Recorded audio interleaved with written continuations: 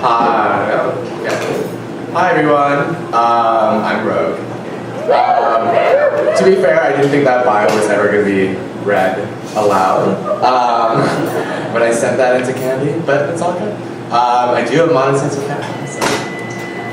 So two things I want to warn you about before I start my story is that number one, I haven't read it fully yet, so I skimmed it over.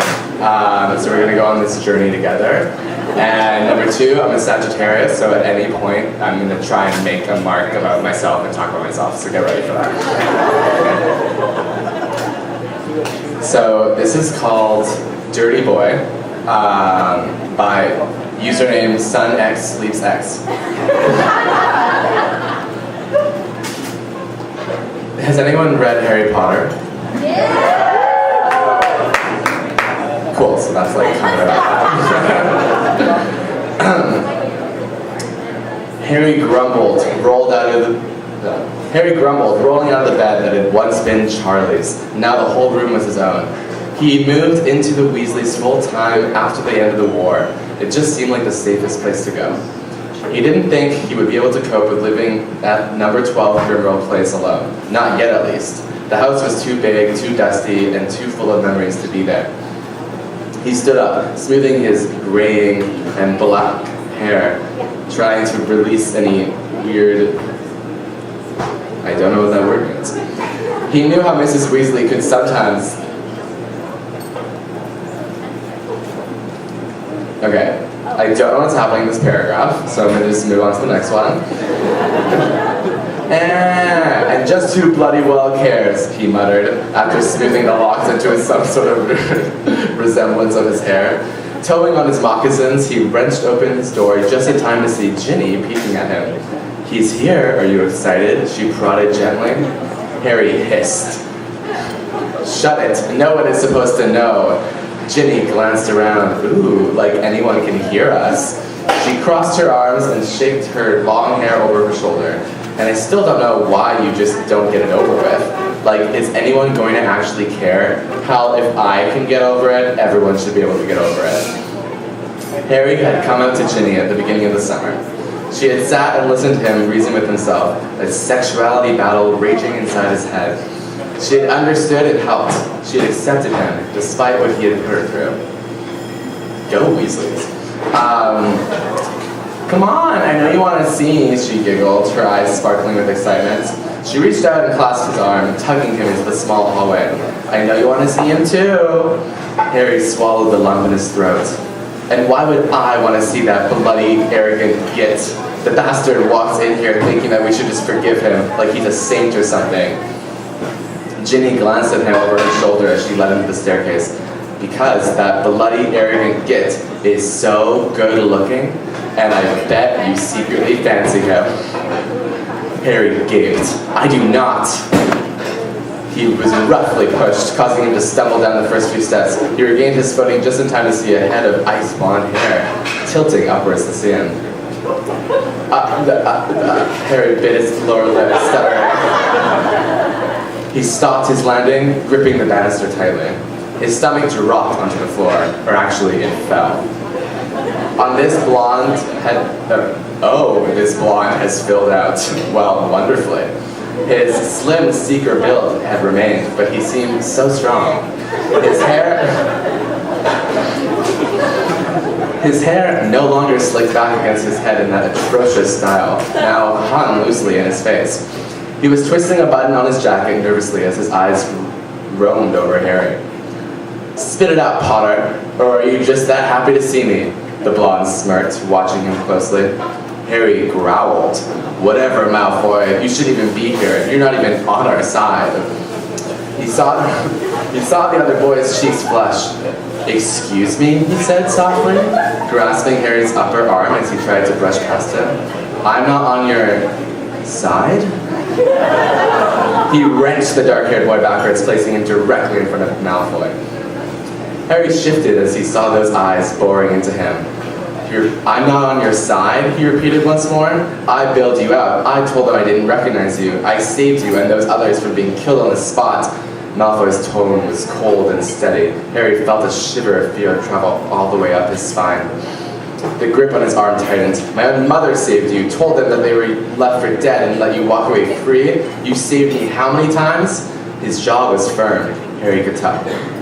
I've spent countless hours in interrogation, in meetings, giving memories, all to help you. Malfoy squeezed his arm again. But I'm not on your side. He let go, reaching down and grabbing his bags, proceeding up the stairs. You give a pretty crappy welcome, Potter. I'm gonna skip down because I think there's some family details and I don't really care about that. Oh, Hermione, who was sitting beside him, nudged him gently. So, why do you think he's here? She whispered in his ear. Harry coughed, choking on his steak slightly. She was asking this now, with Malfoy right there. I don't know. I really don't. She bit her lip, looking slightly nervous. Do you think he's plotting something? Can we trust him? Harry shrugged, taking a shot. His hands were shaking. Maybe, and most definitely not. Malfoy bit into a roll of warm butter, trickling all over his fingers. Harry let out an audible squeak as the blonde looked at him straight in the eye and licked the butter off his fingers, his pink tongue flicking out.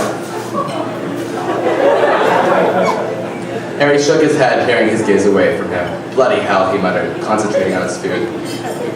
Oh, no, he said, as he spotted the luggage going upstairs. You are not staying in my room, he said, emerald eyes swinging out to see him sitting on Harry's bed. Malfoy smirked. You act like I was enthralled to hear that I was going to be bunking with the Chosen One. He smoothed the comforter on Harry's bed. Do you think you're going to be able to handle it? Harry crossed his arms, leaning against the door jamb. What do you mean? Draco shrugged. It's obviously... Okay, trigger warning to anyone. It's obvious that you're a fag, and you obviously fancy me. Are you going to be able to handle me in your bedroom? Harry blushed. How did you know? He blurted out, and then clapped a hand over his mouth. Malfoy laughed. How did I know what?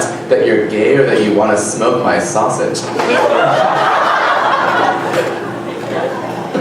Harry felt his blush darken, turning him an ugly purple. No, I don't, he spluttered. The blonde just laughed harder, his face flushing. Admit it, Potter, just the sight of me on your bed turns dirty thoughts in your mind, and you know it. How is this happening, Harry thought. He growled, get out of my room, Malfoy. Malfoy continued to chuckle and just continued sitting on Harry's bed. Harry started clenching his fists, thinking about all the self-control he's possessed over the years. He couldn't figure out if he wanted to punch Malfoy or kiss him. I'm serious, he said in a serious voice. I don't know what meager means, so I just said serious. Drag Queen Anthosaurus. The blonde tilted his head slightly, exposing a smooth expanse of cream-colored neck. As he peered curiously at the raven-haired boy. So, are you gay? Harry shivered, biting his lip. No! Malfoy's lip quivered slightly. Sure, and then looked at him deeper, and no one really knows. Harry felt his heart clutch. Oh no. No one but Ginny. He ran his hand nervously over his stomach. What had he done, telling his deepest, darkest enemy that he was gay? And now me, obviously, Malfoy said, continuing to stare at him as if trying to peel back the exterior layer. Skip, coming out.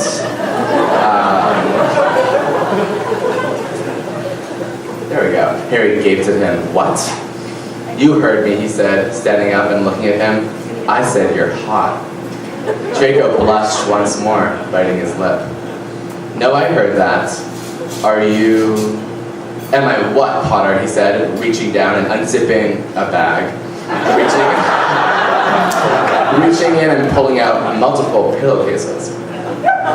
He moved towards his makeshift bed and proceeded to remove all the pillowcases. I don't know. Are you gay? Malfoy glanced at him, his brow furrowed. Yes, Why did they put you in my room? I wanted to be here. Harry bit his lip, not exactly sure what was going on here. What?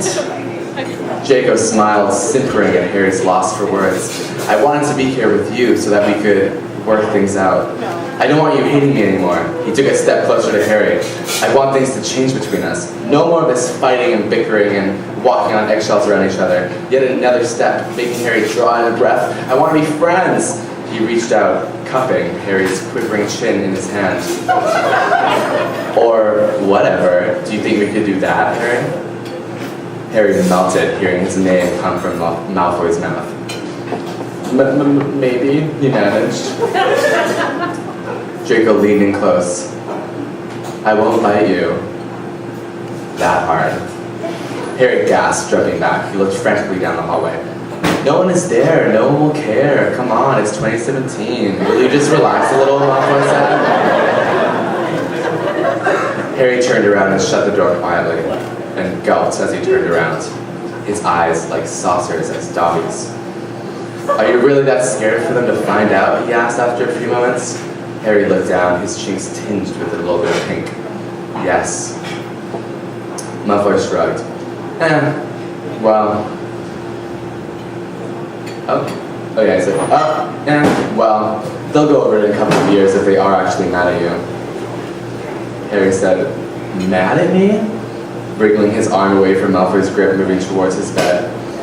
I'm just trying to lighten the mood, and you like it, Draco murmured against Harry's ear, pressing his body flush against the dark-haired boy's backside. Harry shuddered, feeling the blonde lips ghosting against the skin of his neck. He erupted in goosebumps, his pulse fluttering. Admit it, Malfoy pressed his lips into the smooth skin behind Harry's ear, causing the boy to jump. He struggled to remove himself from Slytherin's grasp.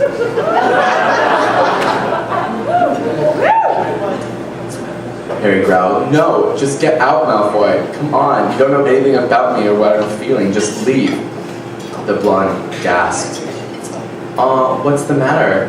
Have you never been touched by another man, Potter? Are you sporting a chubby from me?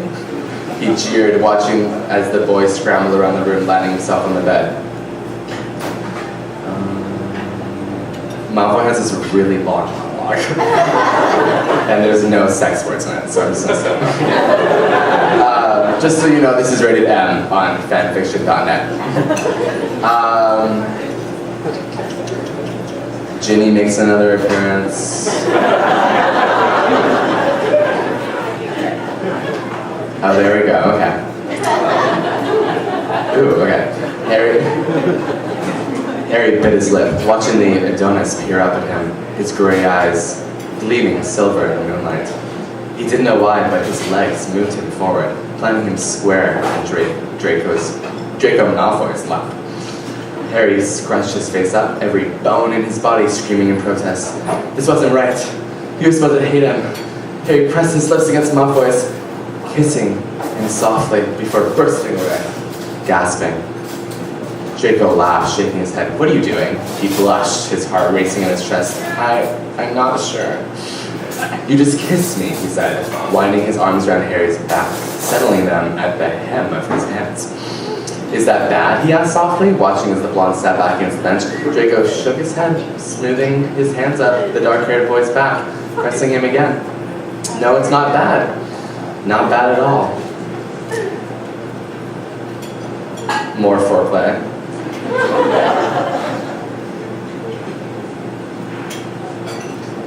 Oh, I see what they did. Okay, so no dirty words, just like dirty context. We can do this, okay. So, Draco laughed, reaching between them and cupping Harry. He whispered his raspy voice in his ear. Admit how good it feels. Admit that you want me as much as I want you. Draco squeezed Harry's length, wrenching a guttural moan from the raven-haired boy. Say it, Harry. Moan it for me. Harry shook his head once more. No, I don't. I won't. Do it, the blonde whispered, biting Harry's lower lip and sucking it hard. Say it.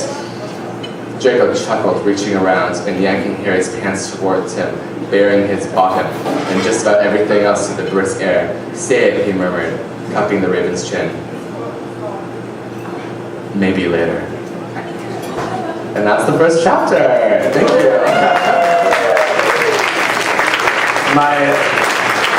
My next one is also pretty mature, so I just want to let everyone know that I'm not going to be reading not that. Okay, thank you.